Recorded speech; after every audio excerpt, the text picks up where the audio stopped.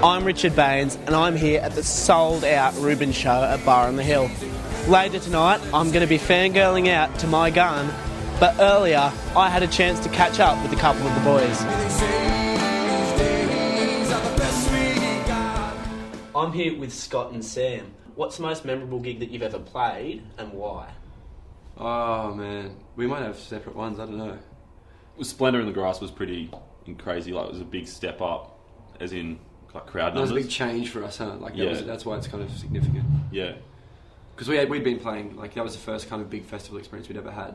And that was kind of, we really didn't have very, very high expectations for that show. Yeah, we played early on the Sunday afternoon, so we weren't expecting much, and we were just blown away by like so many people that turned up. Like they couldn't even fit in the tent. I think the Black Keys support was my favourite. Yeah, that was because awesome. They're like my favourite band, and it was the first time we'd ever played in a stadium as well. So that's my favourite one.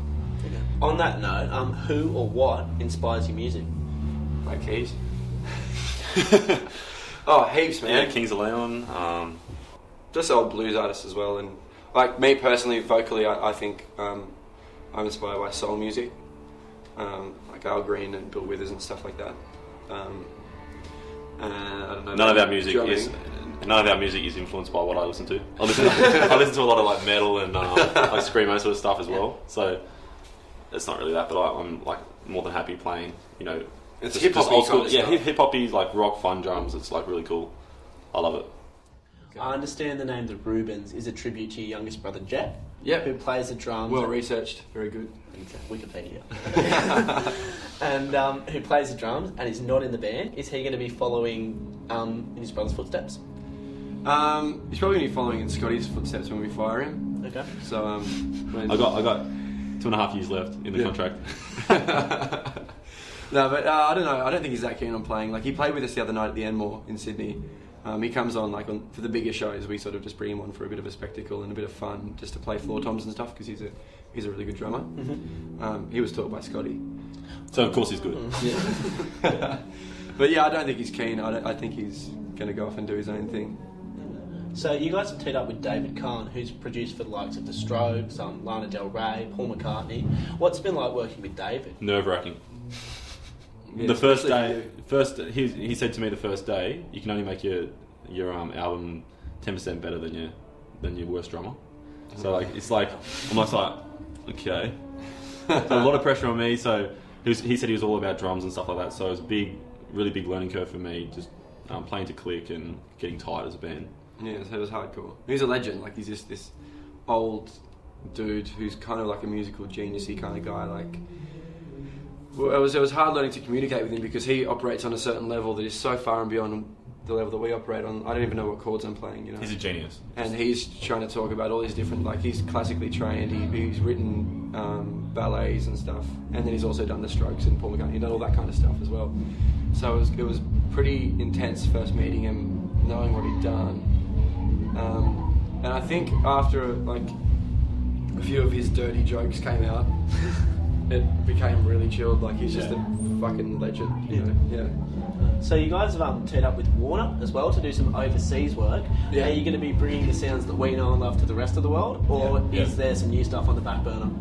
Yeah, so we're hoping both.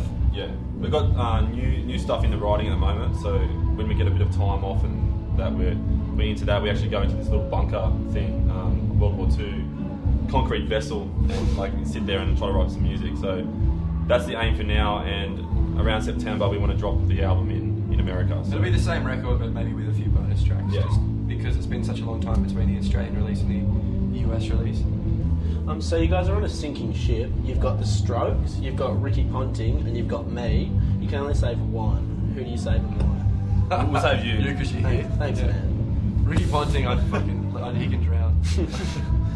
Why'd you ask Ricky Ponting? Because his average is just dropping. Oh, really?